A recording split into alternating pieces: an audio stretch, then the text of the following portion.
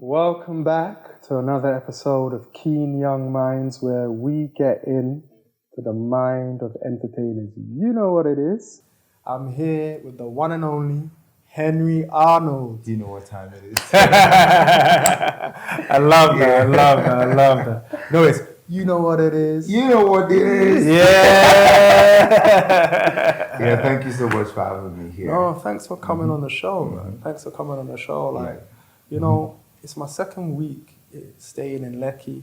Wow. I met you at AMVCA, right? Interesting. And yeah, the way your energy, man, like it's like you just soak people up. Yeah, You saw it, though, because I was yeah. just on my own and everything was happening. That place where we had. And then you really create the party. Yeah, it's like a gift. It's natural. Yeah, it is. It's natural. It is. Natural, yeah. So tell us about yourself. Where are you from originally? Okay, my name is Henry Arnold. Yeah. Olatunde Okuni. But a lot of people keep arguing that you can't be Yoruba. Yeah, you don't yeah, look yeah. like Yoruba. You know? But I got these old names because my mom is not a Nigerian. Okay. My mom is a Sierra Leonean, and I grew up in Sierra Leone. Ah. Yeah, and my dad is a Nigerian. Interesting. Yeah, Interesting. and well, Interesting. it's been an interesting journey. Yeah. All this while. Did you have that struggle mentally of dual identity, like? Well, it was not difficult for them to know because I kept on hiding it. Yeah. Because I've never forgot. It's so crazy that a lot of people have been my friends. They've been friends with me for like 18 years. Yeah. And they don't get to know where I'm from. And they just one day say, "Are you not Deltan?" Yeah. And I'm like, "I am Yoruba." And that came from that part where you don't want to talk about. Growing up, you can't determine where you have to come from. Yeah. So when I started having the consciousness of myself, I was in Sierra Leone. And I saw the war in Sierra Leone. Wow. And then What year was this? 96, 97. Crazy. And then the rebels were looking for kids 8, 9, 10 to become rebels. Wow. Child rebels. Yeah, child yeah. soldiers. Yeah. So I was abducted from my family. What? And thank God, should I say God? Yeah. Thank the universe. I didn't last long where they took me to. For those 3 weeks. And they brought me back themselves. Yeah. So, and then afterwards, my dad was thinking the war in Sierra Leone was just a crisis. Like, this is going to end soon. And then we had to come back. So, and that is where I had to just keep my identity. Because coming back to Nigeria and then meeting your family and then becoming a refugee in your own fatherland. I was in the refugee camp for like some years in Ogun State, and it's crazy. So you was a refugee in Ogun State? Yeah, in Nigeria. I'm always proud to say it. People keep saying, don't talk about it, but man, it's my truth. No, let's get into it. Like, we have to. Like, it's a whole lot of transition, lot of journey. And then while in Sierra Leone, I was in an acting group, a group. It's called SACA.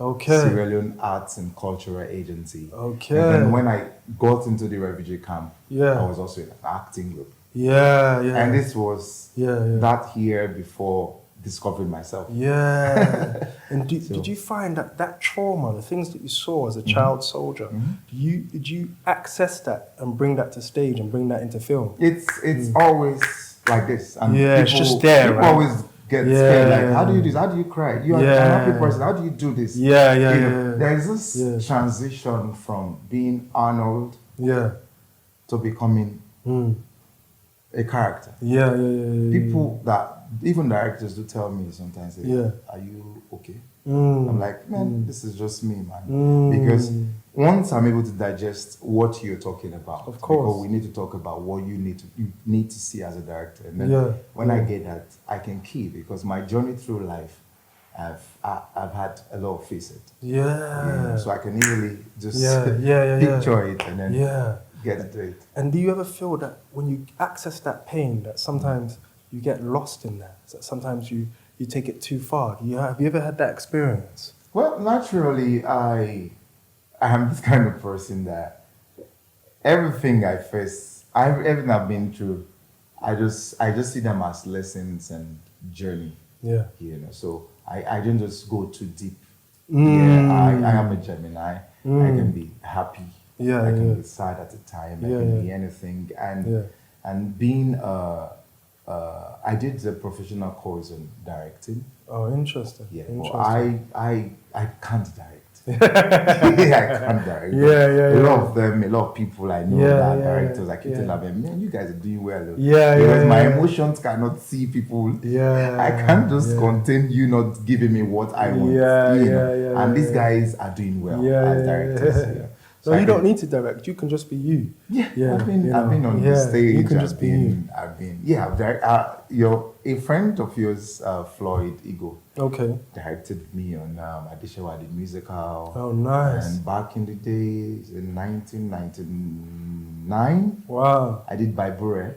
Wow! It was a Sierra Leone stage play in Banjul, Gambia. Crazy. Uncle Olu Jacob. So I've been on this game from. Okay, let me start like this. The first time I saw myself acting was in a picture. My mom showed me. Wow. You played the role of Jesus in a church drama. And I was like, is that my kid picture? He said, yes. I was laughing. Yeah. Like, how can I play Jesus, the younger version of Jesus? Black Jesus.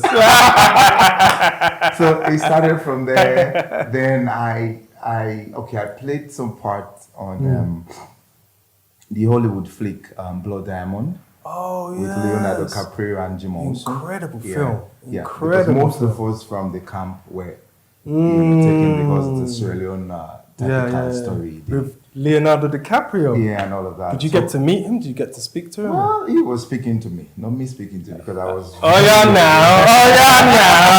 It is what it is. And then I got my first role with J Moda.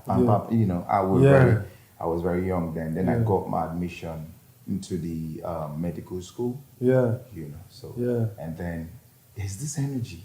I want this. I had the family, my mom, my dad. They want something else. Of course. And these things were just naturally, they just coming up. And then I go for an audition and they want me. They can be 2 million, but it's me. Then I got the role for So Wrong, So Right. So you see my journey, it's been from a very tender age and from all of my past experience coming to become who I am today. I love that. So, when it comes to emotions, once I understand your story, you can't even think twice. It's just that it's you. You want to express this because it's the story you're telling. Of course. So. And that whole journey has also led you to Ultimate Love, right? Ultimate Love. Tell me about Ultimate Love, because it was like a reality show. Am I right? It was was that like the pinnacle for you, Ultimate Love? Well, it was another face of who Arnold is. So to every strong man, there's a weak point, and Click with me, man. Click with me. We need to know this because we as men, we struggle. We try to be macho. And actually, that makes us self-destruct mentally. Definitely. It's okay to have weaknesses. Develop them. We need to have the emotional intelligence to know that vulnerability is a part of who we are. It's in the universe. It's human. And a lot of us keep running away from that side. And it's not our fault. Because we have friends that will tell you, come on, I'm man you be now. Not cry in public. Oh my God. Let me tell you a crazy story. My mother's funeral, we brought her back to the East now. And there's so much drama in bringing her back to the East. When my mother passed, I'd never even cried, apart from on the day when she went, And then I remember being outside the church, right, where I'm about to step in, and that's when it just dawns on you And I tell you, I begin to just break down outside of the church. You know what one lady turned to me? She turned to me and she said... Now, man, you be no cry. No, she said, we don't cry in church. Whoa. We don't cry in church. And then she said, you're a man, be a man. Something like that. At my own mother's funeral. You know. Can you believe that? They don't expect an African man to express emotions. This is the problem with so we've got so much energy. Like mine. Let me connect with you. And all through my time, the only person I saw, the only time I had that connection of pain was when my mom's younger sister was given short sleeve in front of us in Sierra Leone. You know, it's what we call in Sierra Leone, and there's short sleeve or long sleeve, you know. So, and it happened in front of us. She was killed in front of us. And I didn't cry. I was too young. I was 9 years of age and I saw it. So I was seeing the picture every time I sleep. You don't understand. So it was like, it became a dream. From becoming a dream, it became a reality. So I just stay and you're talking to me. I just see a flash. I'm like, hey, what do you say again? You know, I had to grow out of it. Now, how did you happen grow from up? there till my dad's death 6 years ago. I've never so it's full circle shed tears, you know. So on my dad's funeral, I was the only one that knows the nook and cranny of Lagos, because most of my siblings are not in Nigeria. Some are outside Nigeria, you know, they are outside Lagos or outside Nigeria. So I was the only one going up and down, and my mom was saying something. She said, "Cry, oh, cry." She's crying, you know, cry, oh, cry, oh. Now, man, you be, but you need to cry, oh. But I was just giving that energy, like, you know, to the extent that I had to hide to cry. Oh my God. So now, why was I doing that? Because in my subconsciousness, I felt that a man is not supposed to cry outside, you know, in public. You know. So it's crazy. Our environment has its own contributions to all of that. Yeah. I would say to people watching, look, if you are facing a mental struggle, as a man, speak to someone. You know, number one, don't hide and cry behind closed doors. You know, if you are crying behind closed doors, just reach out to someone, because real men do cry. You know, and why? Because we grow, you know, as human beings, you know, when we're able to face the pain, you know. And so I'll say to you, reach out to someone and get into a family around you. You had your mom, you know, get into a family around you to help you. If you're touched by this, subscribe, like, comment, share what you're going through. Let's heal together. You know, this has just been so incredible. But like, I don't even know where to go next or what to say next. But one thing I will say is that, you know, oftentimes when we see people on reality TV, we don't know what they're going through. No one feels. We just kind of make these comments and we judge them. I want to come in here, and I remember having to be on that platform, and then no, mine was different, because a lot of people that have been to all of these reality shows have gone there and they come out to meet humans. Mine, it was unconscious, because I do tell people, they were like, some of my friends were like, "How you take go that show?" I didn't even know. I just went there, and I had this thought process that I wanted to be here at this moment, and then I went there only to come out of the house. There was COVID-19, and I didn't leave Nigeria this way. A lot of people were wearing nose masks and the madness here and there, and then just the normal Lagos boy having almost 300 and something thousand followers, and everybody is saying their own how they feel about you in your DM. So I couldn't just... And did you find the pressure of coming out of reality TV? Did you find the pressure that you had to be someone or be something? No, for me, I've been in this field. I could control the emotions. But at some point, I you want to comment. And your manager is saying, don't talk. Don't talk. Someone is telling you about things they know nothing about you. And that's one thing most of the celebrities go through. And people don't understand. We are humans. We have emotions. So in our closets, we feel sad. Like, let me tell you one of my highlights. My highlight was when I went for... Okay, the day I won Scream Awards, I was wearing a palm slippers. One African, like an Afrocentric concept on that slippers. And I, normally you can have 120 shoes, but there's one you like. So weeks later, I was wearing the same shoes and I took a picture. Oh my God. Out of the 200 comments I had, like, let me say 80 of it, they were just about the shoes. I had a team of 5. I had a manager, a PR, and some PAs with me. And then someone suggested I shouldn't wear that. But for the love of the shoe, for the love of culture, tradition, I love the fact that because I have this royal background. So I love the way it's made. But the whole 80 comment was all about my shoes. Interesting, man. Like, why is he wearing the same?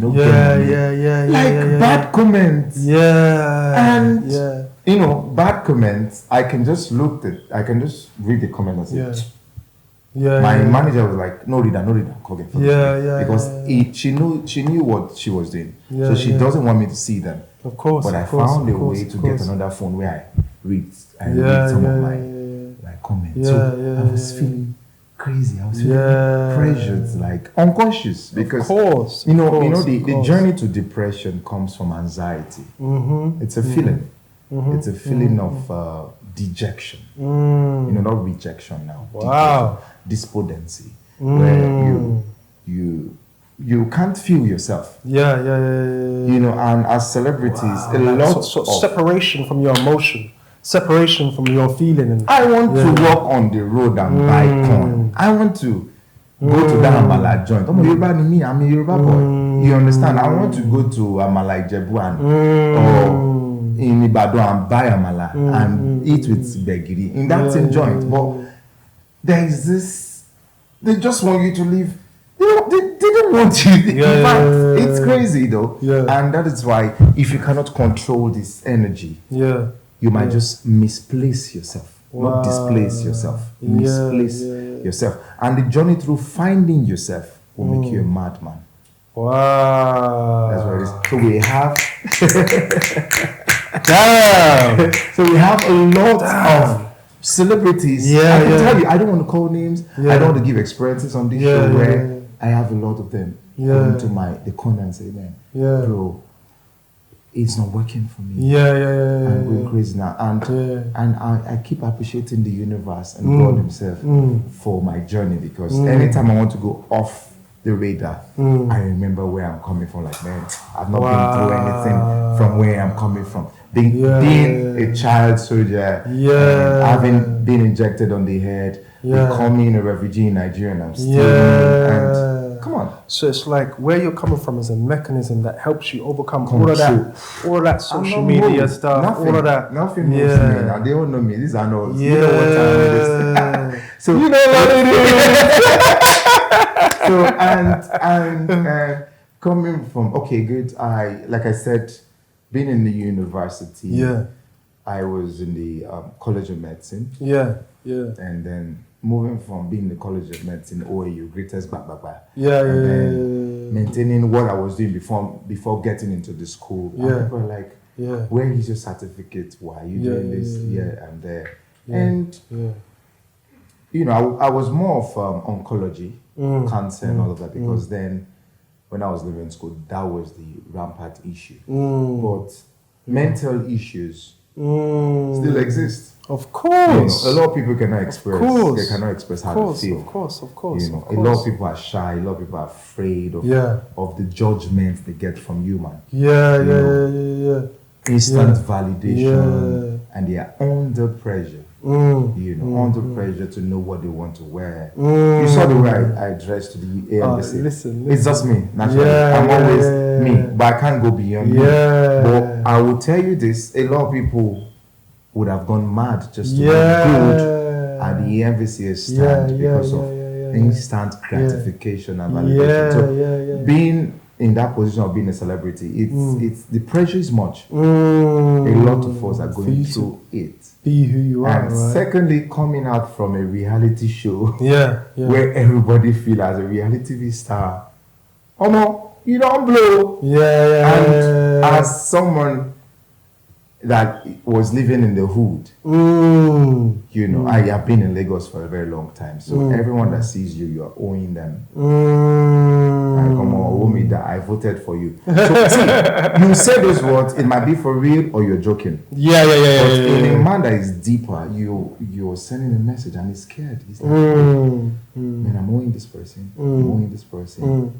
All of a sudden, the anxiety to impress you will make him stop coming out. He starts staying in the house. Arnold, let's go at night. Like, man, then go ask me for money. He start folding up. And that's where depression comes in. And then you don't see the person again. You're like, that one no blood, daddy. You know, it's deeper. Mental health, it's something we need to really talk about. A lot of our colleagues are going mad. You don't know. They are not only actors, even crews. Wow. You know, and secondly, I'm telling you, sometimes you know, sometimes you see, I love Twitter, you know. Twitter remind you that, okay, there is this guy that has been nominated 10 times and never been awarded.